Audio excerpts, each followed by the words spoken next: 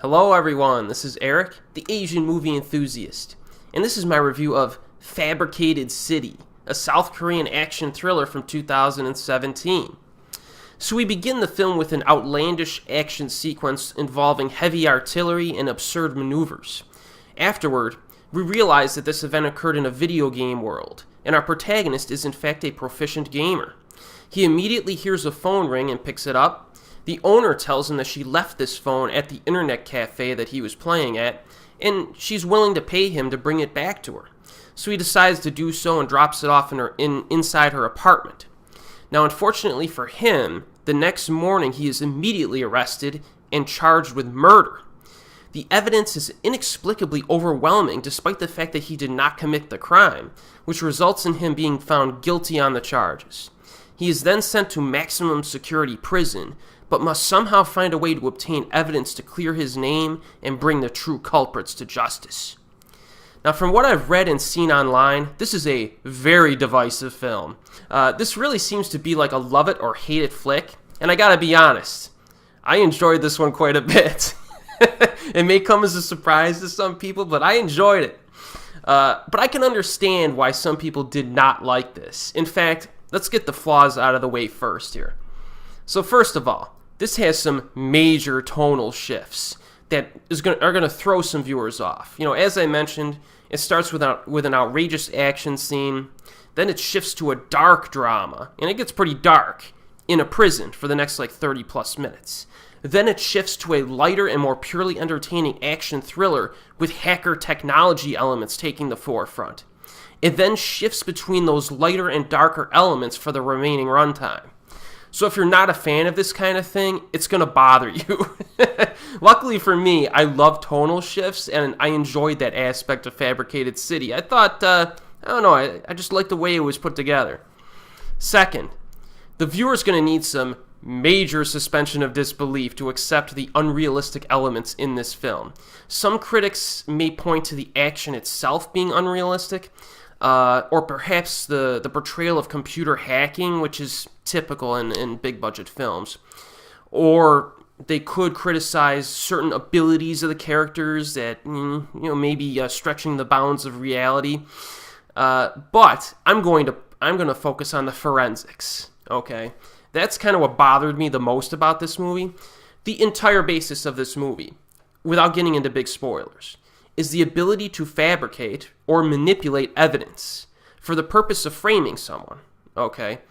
Now, the TV show CSI has been around for almost 2 decades, and we should all know by now that you can't just kill someone, move the body to a different location, completely change the new crime scene, steal evidence, plant evidence, control the police investigation. Everyone investigating the case is controlled from start to finish or manipulated somehow. And you're able to control the prosecution's investigation of their client who's being framed for this crime without someone finding out about all of this. It's so ridiculous. And this doesn't happen once. This happens dozens of times in this movie. It's just flat out absurd. And I can understand why people would just say, I can't accept this. But I'll get to the positives in a minute. The third flaw here is I was never really clear regarding the bad guy's motivations. I mean, for some of the framings, I got it. But some of the other framings, I'm not sure why they were doing it. I assume it's a money thing, is what but I don't know if they explicitly referenced that or not, but that was kind of a small flaw. I'm sure I'll be able to piece it together better after a second viewing. So with all of that said, I do think that the positives of Fabricated City outweigh the negatives, at least for me. But you're talking to a guy who watches low-budget Yukari Oshima and Moon Lee Hong Kong flicks from the 80s and 90s, and I have no problem sitting through most of those, and those have garbage scripts. Okay, so as I previously mentioned, I consider the tonal shifts to be an advantage of this movie, because they keep the viewer off balance. The lengthy prison sequence goes, again, to some dark places, and it really piles on the misfortune and the adversity for our protagonist. I mean, it creates a situation that is seemingly hopeless, and that helps to establish a strong conflict. The viewer will get a sense very early on that our protagonist is up against someone who is very powerful and well-connected. And one observation I made that is connected to the tonal shifts is the presence of Sang-ho Kim. He's an actor who usually plays endearing characters and likable characters in movies. He's a complete slimeball in Fabricated City, but I like seeing him in that darker role, if only for playing against type here.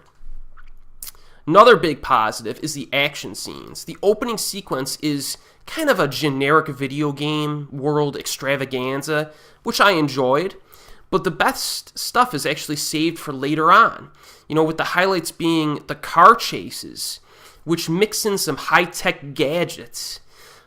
There's actually quite a bit of action and thrills to enjoy in this, despite the fact that it really doesn't kick into gear until after the 40-minute mark. But overall, I found the pacing to be very brisk in this, and this kept me engaged from start to finish. The movie's 2 full hours long, but it didn't really feel that way to me. It was a very easy sit for me, very easy to sit through this. Production values are top-notch. It's a kind of high-octane crowd pleaser that, Japan has difficulty pulling off, and I've mentioned this before, at least when taking place in contemporary urban environments. So it's nice to see, South Korea and Hong Kong able to give you this high-octane feel, like almost Hollywood-level production values in their action scenes. And that's here. Visuals are pleasing, and the score is very effective. I like the score at times. It's pretty good. It's the kind of movie that provides a lot of sensory excitement. Performances are generally good. I like the dynamics between the characters, even though they're really not developed all that well. But you do get a feel, of their personas. The villain is kind of a mustache-twirling weasel, but I didn't mind him that much. So yes, I actually recommend Fabricated City. It's available on Region 3 DVD with English subtitles. Just know, I think I gave you enough info to know what you're getting into with this. So if you're a fan of, this kind of film, then it might be up your alley. And as always, I will see you next time.